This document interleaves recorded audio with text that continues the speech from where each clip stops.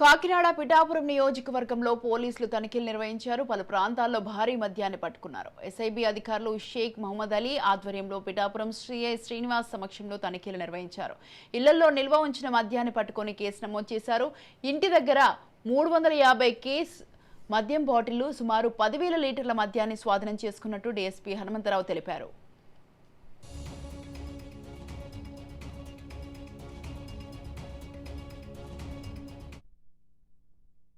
పిఠాపురం పట్టణం మరియు రూరల్లో గ్రామీణ ప్రాంతంలో 4 చోట్ల ఎస్సీబీ స్టేట్ ఎన్ఫోర్స్మెంట్ బ్యూరో అలాగే Kakinada sub division police Pithapuram police కలిసి సమాచారం మేరకు రైడ్ చేస్తే 4 లొకేషన్స్ లో, ఒకటి కుమారపురం గ్రామంలో, అట్లాగే ఇక్కడ వైఎస్ఆర్ గార్డెన్స్ అని ఉంది, ఆ లొకేషన్ లో 2 చోట్ల, జగ్గయ్య చెరువులో 1 చోట సుమారు 300 కేసులు చొప్పున మద్యం మనకి గోవా తయారీగా ఉన్న లేబుల్స్ ఉన్నాయి. ఇప్పుడు ఇట్లా ఇవి కనబడుతున్నాయి. ఇట్లా ఇదొక వెరైటీ, అలాగే ఇదొక వెరైటీ. ఓవరాల్ గా 4 లొకేషన్స్ లోనూ 4 ప్రత్యేక బృందాలని కాకినాడ ఎస్పీ గారి ఆదేశాల మేరకు ప్రత్యేక బృందాలుగా సమాచారం మేరకు నియమించి సంయుక్తంగా దాడులు చేస్తే సరుకు దొరికింది.